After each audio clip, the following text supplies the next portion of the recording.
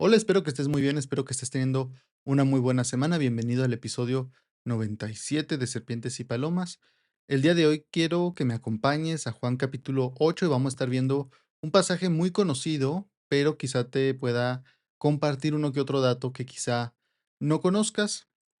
Y básicamente aquí vamos a tener, no son dos partes, o sea, el mensaje no está dividido como dos, como tal en dos partes, sino que vamos a ver primero una historia que es la que ya conoces seguramente, y después vamos a ver lo que viene, o lo que continúa esta historia, o no continúa, sino que le sigue a esta historia que vamos a ver, que involucra a Jesús.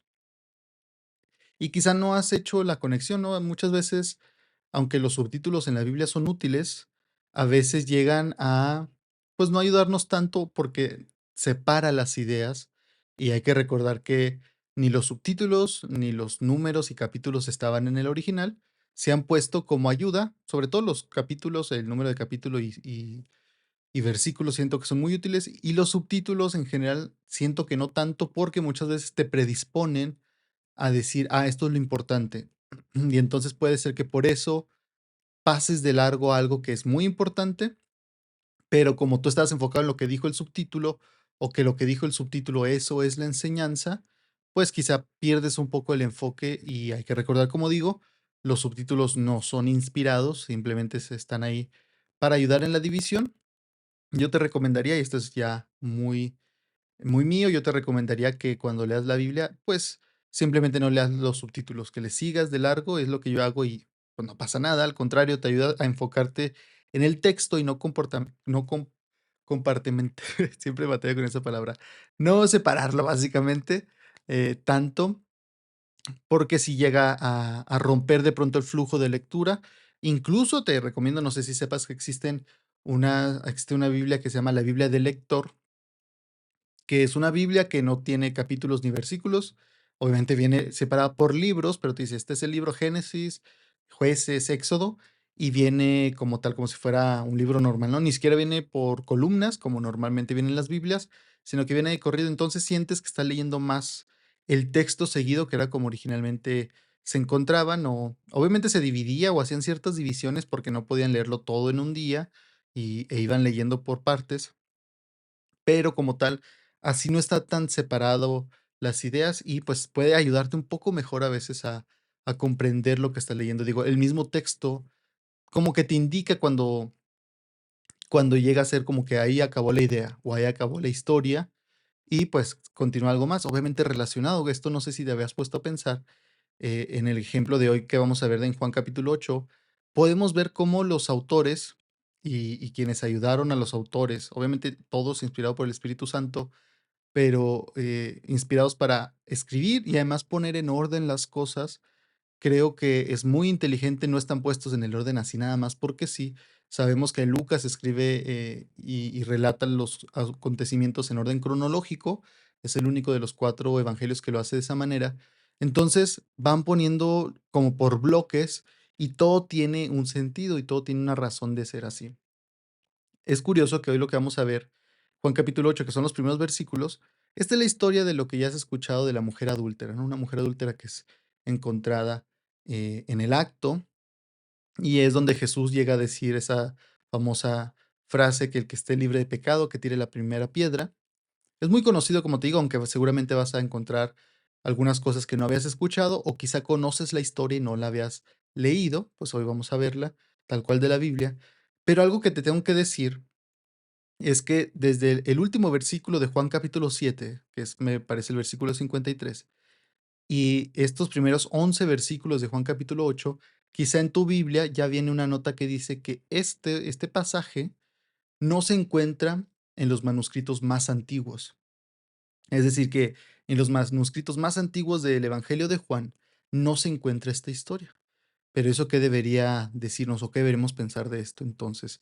Bueno, esto básicamente quiere decir que quizá Juan no lo escribió de primera mano, o en su evangelio la primera vez que lo escribió y siguientes revisiones que quizá llegó a hacer Juan, pero en algún momento, porque sí se encuentra en manuscritos muy antiguos, simplemente no se encuentra en los más antiguos, Quiere decir que en algún momento quizá, ya que sabemos que hubo bastantes testigos de lo que hizo Jesús, no lo hacía en lo oculto, es muy probable que esta fuera una historia que se conocía entre los creyentes. Es decir, esta era de esas historias que seguramente, como el mismo Juan dice, hubo tanto que no podríamos alcanzar a escribirlo todo. Pero seguramente esta era de una de esas historias que se contaba tanto y se relataba tanto por aquellos que lo habían visto y que se confirmaba entre varios creyentes de sí, a mí también me la contó tal persona, tal familiar, tal conocido que también fue ellos. Es decir, no era como que pudiera aparecer alguien, inventársele, decir, sí, hay que agregarlo. No, esto incluso para el día de hoy sería obvio, tendría que confirmarse entre varios testigos, entre varias personas que contaran lo mismo, que confirmaran los detalles, y entonces en algún punto los mismos creyentes, quizá Juan todavía está vivo, lo más probable es que a este punto ya no, pero deciden incluirle entonces, ¿no? Y debió ser gente cercana a él, gente con autoridad de cierta manera, porque si no, pues simplemente no se hubiera validado o no se hubiera hecho. Y entonces dicen, esto tiene que estar dentro del texto porque es algo tan conocido, algo que todos conocemos, algo que todos relatamos, que quizá incluso muchos esperaban que estuviera incluido, no se incluyó y de pronto se agrega, ¿no? Pero entonces nosotros, la ventaja de las copias de la Biblia que existen hoy y del Nuevo Testamento, sobre todo, que hay muchísimas, podemos saber, o sea, el saber que esto no se incluía en los más antiguos es bueno para nosotros porque podemos saber que eso no estaba incluido, pero que esto era algo que se conocía bastante. Entonces, por eso quizá en tu Biblia lo marca así de esa manera. Entonces, Juan capítulo 8 dice esto. Dice, Jesús regresó al Monte de los Olivos. Hoy estoy leyendo de la Nueva Traducción Viviente, por si quizás suena diferente si estás leyendo tú de la Reina Valera 2015. Dice, Jesús regresó al Monte de los Olivos, pero muy temprano a la mañana siguiente estaba de vuelta en el templo. Pronto se juntó una multitud y él se sentó a enseñarles. Mientras hablaba, los maestros de la ley religiosa y los fariseos le llevaron a una mujer que había sido sorprendida en el acto de adulterio. La pusieron en medio de la multitud. Maestro, le dijeron a Jesús, esta mujer fue sorprendida en el acto de adulterio. La ley de Moisés manda apedrearla. ¿Tú qué dices? Intentaban tenderle una trampa para que dijera algo que pudieran usar en su contra, pero Jesús se inclinó y escribió con el dedo en el polvo. Como ellos seguían exigiéndole una respuesta, él se incorporó nuevamente y les dijo, muy bien, pero el que nunca haya pecado, que tire la primera piedra. Luego volvió a inclinarse y siguió escribiendo en el polvo. Al oír eso, los acusadores se fueron retirando uno tras otro, comenzando por los de más edad, hasta que quedaron solo Jesús y la mujer en medio de la multitud. Entonces Jesús se incorporó de nuevo y le dijo a la mujer, ¿dónde están los que te acusaban? ¿Ni uno de ellos te condenó? Ni uno, Señor, dijo ella. Yo tampoco, le dijo Jesús. Vete y no peques más. Entonces aquí tenemos esta historia que, como te digo, seguramente habías escuchado o habías visto algún clip de alguna película, alguna serie. Es muy, muy conocido. Y tenemos esto que refleja obviamente la actitud de Jesús y cómo era él. Y algo que quisiera que notáramos está primero en el versículo 3, vámonos por orden. Dice, mientras hablaba, los maestros de la ley religiosa y los fariseos le llevaron a una mujer que había sido sorprendida en el acto de adulterio. Pero aquí te preguntaría yo, pues, ¿cuántas personas se necesitan para cometer el acto de adulterio? Mínimo se necesitan 2. Y aquí solamente la llevaron a ella. Esto refleja el cómo veían a las mujeres ellos, ¿no? Es decir, al hombre, no, pues tú eres hombre, tú a ti te dejamos como sea, pero a esta hay que llevarla. Y es a la mujer a la que llevan, no llevan al hombre y a la mujer, como debería ser, si es que quisieran hacer realmente las cosas bien, bien entre comillas, pero solamente llevan a la mujer. ¿Por qué? Quién sabe, o sea, aquí podríamos hasta teorizar. Obviamente sin confirmar nada, pero podría ser incluso que aquel, o supieron de ella porque aquel con el que estaba cometiendo el adulterio era conocido por ellos, era quizá alguien de la iglesia, de la sinagoga, no sabemos, porque supieron agarrarla en el acto, no antes, no después, en el acto. Es decir, que lo más seguro es que la llevaran a Jesús desnuda o semidesnuda, no le dieron oportunidad seguramente de cubrirse, más que quizá algún pedazo de tela.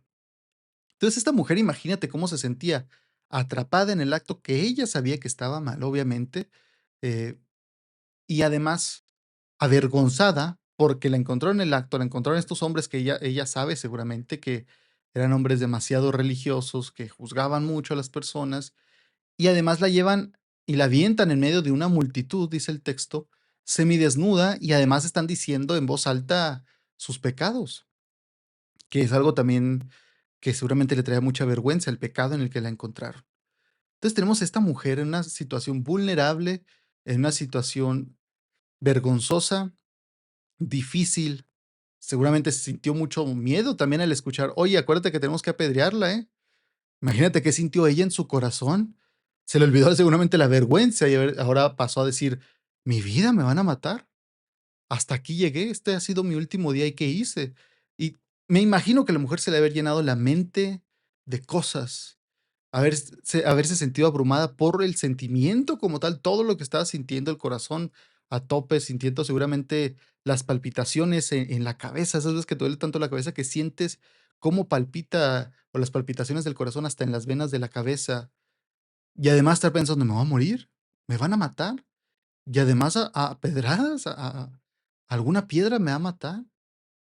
Ha de haber sido horrible lo que sentía en ese momento. Pasó de estar unos minutos antes en un acto, sí, malo, probablemente igual disfrutándolo de placer, a a un estado de casi muerte, a sentir la muerte que le respiraba, con un montón de gente rodeándola, perdón, y que querían ver que se le hiciera justicia, pero muy mal, de una manera que buscaba denigrarla, que buscaba castigarla, enjuiciarla en frente de todos. Y pues vamos a ver la respuesta de Jesús, que ya leímos. Dice: "La pusieron en medio de la multitud". Maestro, le dijeron a Jesús, ¿no? Como si realmente creyeran que era un maestro. A veces parecía hasta burla que le dijeran estas cosas, estas palabras. Esta mujer fue sorprendida en el acto de adulterio. La ley de Moisés manda apedrearla. ¿Tú qué dices?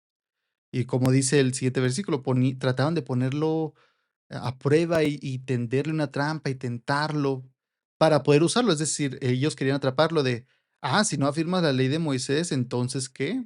¿Qué le estás enseñando a tus seguidores? Que no debe seguirse la ley de Moisés.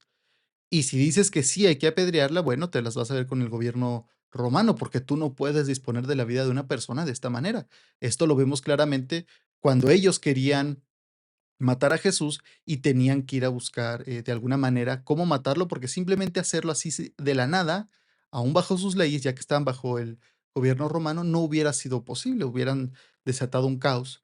Entonces aquí quieren atraparlo de alguna manera, decir, bueno, ellos pensaban, lo que respondas ya estuvo, ya sabemos con qué te vamos a atacar. Te vas a meter o con la gente o con el gobierno, pero ya te va a ir mal, ellos creían. Pero Jesús se inclinó y escribió con el dedo en el polvo. Y aquí no sabemos qué escribió Jesús en el polvo, es decir, los escucha, los voltea a ver, los escucha y luego actúa como si no los hubiera escuchado o como si los ignorara, ¿no? Y vuelve a voltear el polvo y comienza con el dedo a escribir, dice la Biblia, no a dibujar, dice escribir. Y aquí me ha tocado escuchar varias teorías de qué habría escrito Jesús. Nadie sabe, no sabemos, ¿no? Es hasta significativo que diga en esta versión que es el polvo, sabiendo que la Biblia dice que estamos hechos del polvo, ¿no? Y aquí es un texto que muestra, ejemplifica la autoridad de Jesús como Dios, como aquel que es el único que puede condenar, ya no juzgar, solamente condenar a alguien, es decir, darle el castigo, porque Él es el único justo y el único recto y puro. Y también si pensáramos en esto de la idea del polvo, ¿no? Cómo con su dedo mueve el polvo, quizá trayendo a memoria o poniendo esta imagen de que él, al ser Dios, o proponiéndonos que al ser Dios, las personas piensan que pueden hacer este tipo de cosas, condenar y decir cuándo debe morir y de cómo debe juzgar Dios. Y él es el que a final de cuentas, para él, para Dios, las personas son polvo realmente. Es decir, no están al mismo nivel. Pero, ¿qué podría haber estado escribiendo Jesús? Una de las teorías que a mí me gusta mucho, pero realmente no sabemos, dice que podría haber estado escrito algunos pecados. Es decir, que mientras ellos hablaban y le acusaban, Él estaba escribiendo y quizá ellos no lo notaban, pero estaba escribiendo pecados, y pecados que tendrían que ver con él, con ellos, perdón, y que entonces tendría que, se relacionaría con lo que pasa después. Como ellos seguían exigiéndole una respuesta, él se incorporó nuevamente y les dijo, muy bien, pero el que nunca haya pecado que tire la primera piedra, o aquel que esté libre de pecado que tire la primera piedra. Me gusta cómo lo pone esta versión, porque es lo mismo, ¿no? O sea, aquel que esté limpio, puro, recto, santo, justo, aquel que sea aquel el que tire la primera piedra.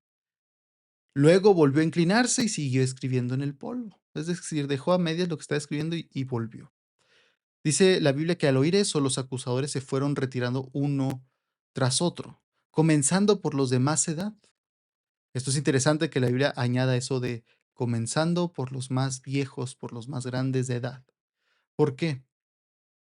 Porque bueno, si esta teoría de que Jesús estaba escribiendo pecados o sí estaba escribiendo pecados en la arena, los de más edad, y esto es independiente de esa idea, pero igual, los de más edad al escuchar esto que dijo Jesús, aquel que esté libre de pecado o aquel que nunca haya pecado, que tire la primera piedra, los de más edad serían los primeros en reconocer por tantos años de vida, serían los primeros en reconocer lo mucho que han pecado. Entre más joven, pues piensas que no te has equivocado tanto, crees que haces las cosas bien, crees que tus errores son más pequeños, pero al crecer, al avanzar en la edad, y esto seguramente lo sabrás, al avanzar en edad te das cuenta más claramente de tus errores, de tus pecados, de tu imperfección, y al pensar en tu juventud piensas, ay, ¿cómo pude yo hacer eso? ¿Cómo pude decir eso? ¿Cómo pude actuar de esa manera? Porque no lo veías. Entonces, a mí me parece muy interesante y clave que diga que los de mayor edad fueron los que fueron soltando las piedras. También otra teoría dice que quizá lo que estaba escribiendo en la arena eran los nombres de ellos, como diciéndoles: "Yo los conozco. A ver, tire de ustedes la primera piedra el que esté libre de pecado, pero nomás vean que yo ya los conozco, ¿eh? Yo conozco sus nombres". Y eso quizá también hubiera hecho que soltaran las piedras. No sabemos realmente qué estaba escribiendo Jesús. Otra versión o otra teoría también es que podría haber estado escribiendo alguna porción de la Biblia, alguna pequeña que tuviera que ver con esto, ¿no? Con el pecado, con la gracia de Dios, con el perdón, con el acusar. Entonces, quizá también podría haber estado escribiendo alguna porción de la Biblia del Antiguo Testamento conocida para ellos que se relacionara con el tema. Pero a fin de cuentas, dice la Biblia que fueron soltando las piedras uno a uno, ¿no? Imagínate a esta mujer entonces, hecha bolita quizá o escondiendo el rostro y escucha las palabras del maestro, quizá esperando condenación, o no sabemos si quizá ella ya había escuchado de Jesús y no se sentía digna de acercarse o que eso no era para ella, quizá, pero escucha las palabras del maestro y de pronto escuchar los golpes en el suelo, ¿no? De las piedras que van cayendo una tras otra, tras otra, tras otra, y un sentido quizá de alivio de decir, están cayendo y no me están cayendo a mí. Y los más grandes, ¿no? Yéndose. Y yo me imagino al más joven hasta el último con todavía la piedra en la mano, pensando, no, pues yo no soy tan malo, yo no he pecado tanto. Bueno, pues es que sí me he equivocado, pero no, yo sí me siento, y esto tiene que ver con, me siento digno de poder apedrear a alguien. Por eso digo, los demás de edad dirían, no, pues yo qué voy a andar apedreando a alguien. Porque si es, o sea, si es bajo esa condición, no, pues no. Pero el más joven quizá todavía luchaba y decía: "Bueno, a lo mejor yo sí puedo, porque no, pues yo no soy como aquellos, yo no he caído en esto, yo me he guardado todavía", como llegó a decirle algún joven a Jesús: "Yo me he guardado toda la vida". Pero a final de cuentas se van. Y esta mujer que esperaba la muerte, o a la que le esperaba la muerte, tiene un intercesor por ella. Y entonces escucha las palabras de Jesús. Dice: "Entonces Jesús se incorporó de nuevo", 2 veces se paró Jesús, y le dijo a la mujer: "¿Dónde están los que te acusaban? Ni uno de ellos te condenó". Y aquí hacemos pausa porque quiero hacer y que notes la distinción. Habla de aquellos que acusaban y aquellos que condenaban. Eran el mismo grupo de personas, pero él en esta parte Jesús distingue, ¿no? Dice: "Estos acusaban", y condenar es como para decir aquellos o condenar sería como darle el castigo que se merece, pero nadie era digno de ellos de darle ese castigo porque ellos eran igual pecadores. Estaban en la misma situación, condición pecaminosa. Eran también pecadores. Por lo tanto, nadie se sintió digno de poder darle o aventar la piedra. Y entonces hace esta distinción Jesús, los que te acusaban y condenaban. Nadie te pudo condenar porque no era digno de hacerlo. Acusarte, bueno, pudieron hacerlo. Y, y luego en el versículo 11 le dice, ni uno, Señor, ninguno quedó, porque ninguno de ellos pudo condenarla, no estaba en la condición para condenarla. Y dice Jesús, yo tampoco. Vete y no peques más. Pero la gran diferencia es que Jesús era el único que verdaderamente podía condenarla.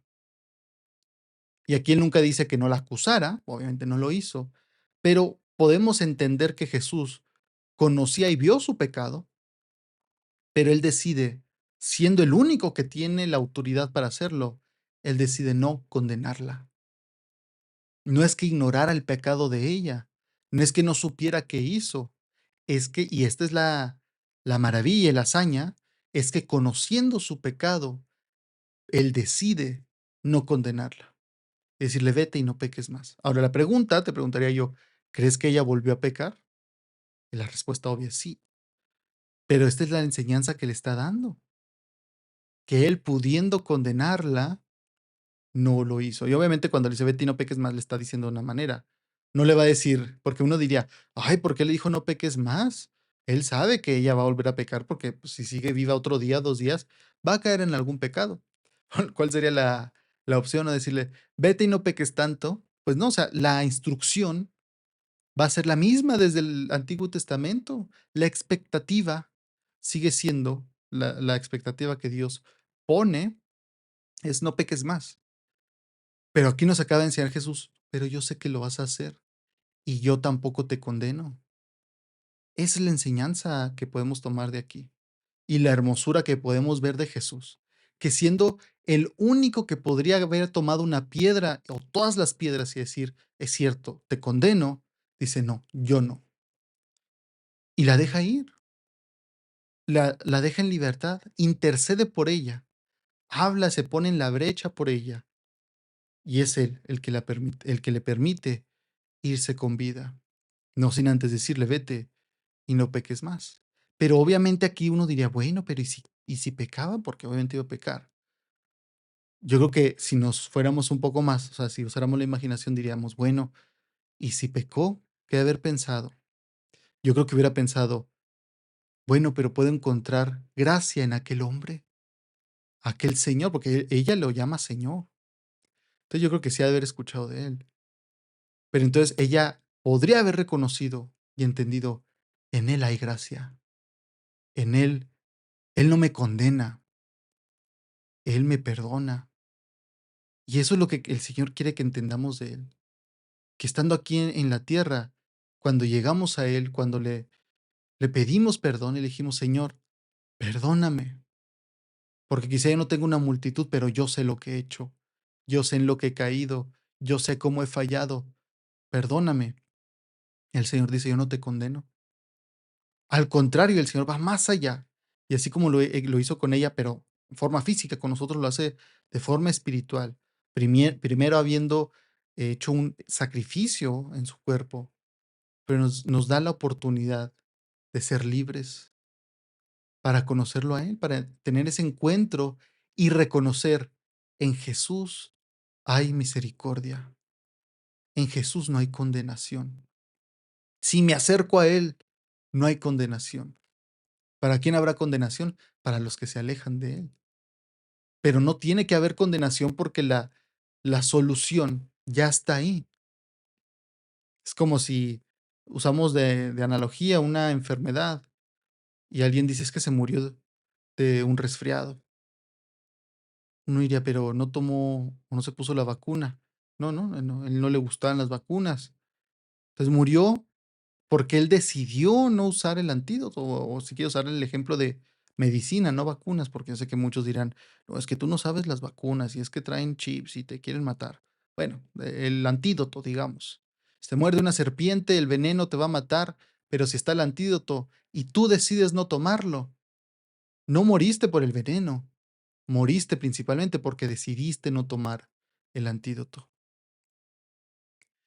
Y entonces en Jesús encontramos esto, que quizá ella fue el momento más horrible de su vida hasta ese punto, el ser exhibida, humillada, traída enfrente de una multitud semidesnuda, y ella pensó que encontraría muerte y condenación, pero encontró perdón y gracia.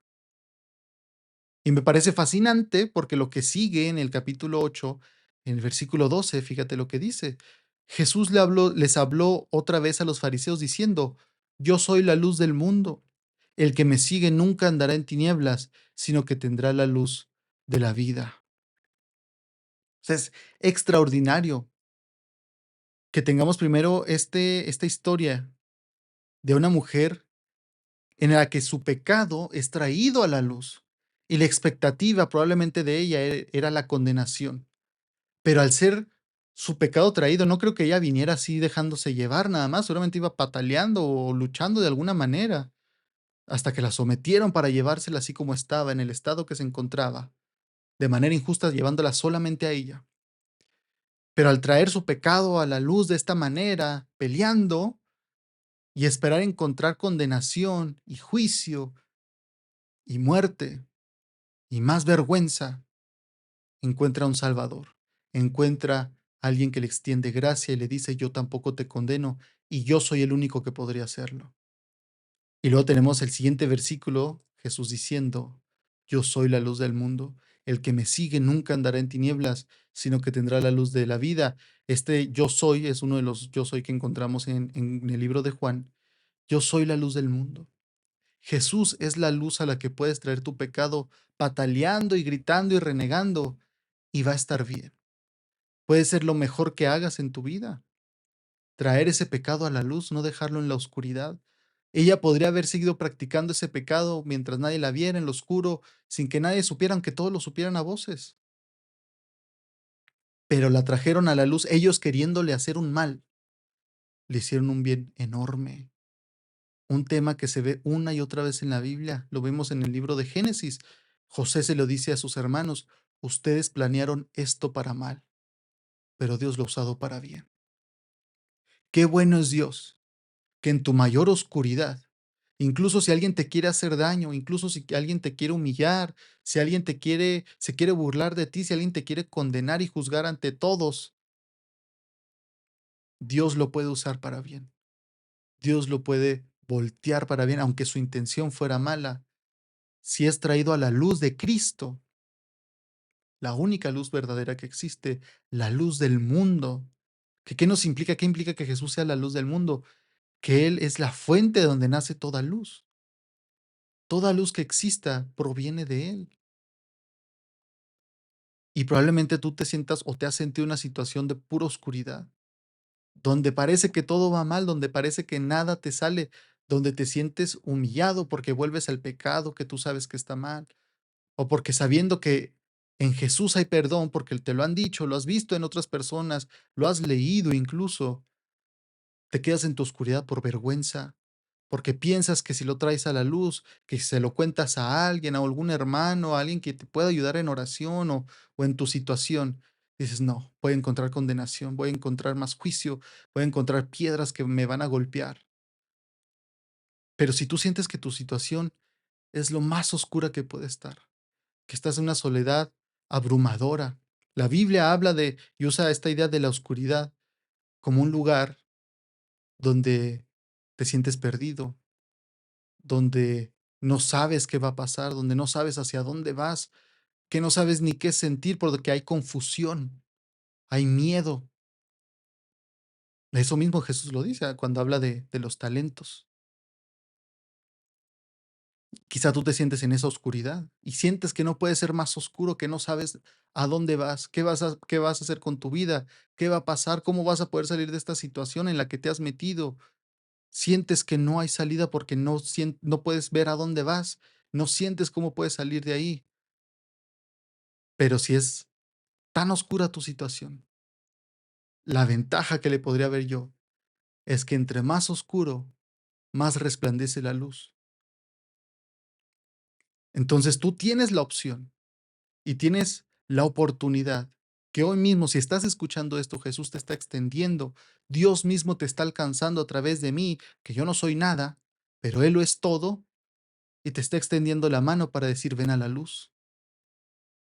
Jesús sabe que tienes miedo. Jesús sabe lo que has hecho. No tiene caso escondérselo porque Él ya lo conoce. Entonces, tráelo a la luz. Aunque sea arrastrando, aunque sea pataleando, gritando, aunque no quiera, tráelo a la luz. Porque cuando estés bajo la luz de Cristo, no será para mal. No encontrarás condenación, no encontrarás piedras que te golpeen. Porque el castigo de tu paz ya fue sobre Cristo, dice Isaías 53. Él llevó y cargó tus pecados y tu vergüenza. Los cristianos en serio deberían ser las personas más seguras sobre la faz de la tierra, que caminen con más seguridad, con más confianza, no en ellos, en Cristo. Pero tristemente muchos vivimos con inseguridades, con falta de confianza, hablamos en voz baja, caminamos encorvados porque no queremos ser vistos. Nos da vergüenza, quizá que sepan incluso que somos creyentes. ¿Por qué? Porque quizá no entendemos y no conocemos de esta manera a este Salvador tan grande, tan maravilloso, tan bueno, que si te acercas a Él, no te condena, pero tienes que hacerlo aquí. Mucha gente piensa que al morir le dirá a Jesús, sí, bueno, perdóname, ya viví toda mi vida como se me dio la gana, perdóname. Es aquí, en tu situación como estés, con dinero, sin dinero, solo, bien acompañado, mal acompañado, ignorante o con muchos estudios, con mucho trabajo, sin trabajo, no importa tu condición y tu situación, Cristo es la luz del mundo. Cristo no es la luz de algunos, Cristo es la luz del mundo para todo aquel que se acerque a Él. No encontrará condenación, sino que encontrará un Salvador poderoso, maravilloso, y que tiene el poder para cambiar tu vida, para que puedas ser encaminado en ese plan que Dios tiene para tu vida, para lo que te creó para hacer. Él te puede usar de maneras que ni te imaginas, pero lo primero que tiene que suceder es que vengas a la luz. La pregunta para ti esta semana será, ¿vendrás a la luz del mundo o te quedarás en la oscuridad? Muchas gracias por escuchar este episodio. No olvides suscribirte al podcast en tu plataforma favorita y recuerda que puedes encontrarnos en Facebook, Instagram y YouTube, donde subimos más contenido que nos lleva a razonar, analizar y meditar en las cosas de Dios. Espero que estés bien. Dios te bendiga.